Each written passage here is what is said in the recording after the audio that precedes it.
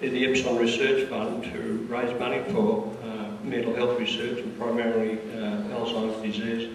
It was supporting, our byline was supporting medical research for adventure, and what an adventure we have had starting nearly 10 years ago. So in November this year, I've been at these adventures from the very beginning.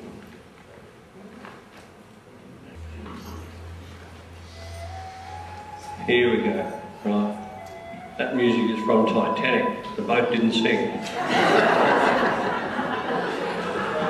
In November 1999, we decided to go do the Van Diemen's Land circumnavigation cruise, and which we did, and it was a fantastic adventure in my old yacht Maggie, and I had 4 different cruises to sail around Tasmania in those days. And when I got back, I wrote a story about it. A photographic story which I sent around and copied to all my crew who sail with me, but I also then sent it off to various yacht clubs and I got it published. So I said, well, this is not bad, I'm publishing something I've written. And that's sort of the seed. So my passion also, before I sort of went off sailing around Australia, and has always been history of Australia and rediscovering the coast was to find out exactly who discovered it in the first place. And I'm not going to go into a great length about who all the discoverers were, but there was at least 10 or 15 of them who put this whole map together in a piece over 200-year period, starting in 1607 up here with William Jansen, was the first European to discover Australia. And slowly but surely the Dutch put all this charted all this part of Australia. Then in 1770, Captain Cook discovered this part of Australia, and of course then later on, in 1674, Van Diemen, the bottom part of Tasmania, then Bass and Flinders through here. Then eventually Flinders came through this part of the world, pieced the last bits together when he bumped into Nicholas Bourdon at Encounter Bay, and that's when the whole map of Australia was virtually then pieced together, and Flinders was the first one to circumnavigate the country, and he produced this chart, which was the first chart ever produced of Australia, and he named it Australia. A modern yacht and a modern plane, and following in the footsteps of Matthew Flinders. I suppose 200 years ago I probably would have looked like him, I suppose. But, this is a modern day dress, and that's an olden day dress. So the book that we've written, I'm sorry if I'm blocking any views, is broken up into, jumped ahead by mistake. I can go back in a minute. This will just click on, I think.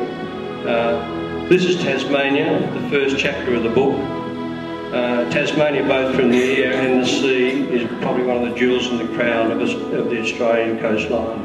It's a magnificent place to go and visit. It's wild, it's wilderness heritage listed, very unpopulated, and it's extremely beautiful.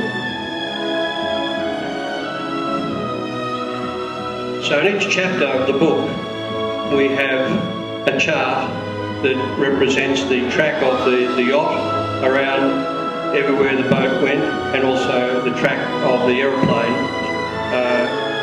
The aeroplanes in the green, the boats in the red. And each chapter then talks about all the various places we went to around all those sections of the coastline, up through the Flinders Island group, the Freixenet group, and then back home through Deal Island back to Melbourne. And that was first point. So north is very much the tropical part of Australia. It's above the tropical Capricorn. Beautiful islands, coral reefs. We're sailing all the way inside the reef. Places that I've never heard of before, the Portland Roads, that's me hitting a golf ball on Cape York Peninsula. That's never been done before. And it was a good shot too. We nearly got to that island with a 5-iron. And then when we were in the plane, we actually flew down all the way to Cape in the Gulf of Carpentaria into the bottom part of the Gulf Savannah land, which is down in here, and then we flew back up to Arnhem Land. But we didn't take the boat down this part. It really took us, I suppose, from Darwin all the way around to the South Australian border. And it's the biggest leg we ever did, most exciting, especially up in the Kimberleys, where I had a great crew on board. Jason Kimberley, who was on board with me, did a lot of the photography with me on that section. I thank you, Jace, for those shots. They were just fantastic. That's mine one, by the way. But the Bradshaw art, the beautiful uninhabited coastline, it's very rugged, crocodiles chasing us, whales swimming under the boat. And this all happened, and it was just a great, exciting adventure. Beautiful tidal waterfalls, rescuing boats that came, broke down out in the sea, and wild areas of sailing down the south. On our way home, we hadn't far to go when we reached the Victorian border.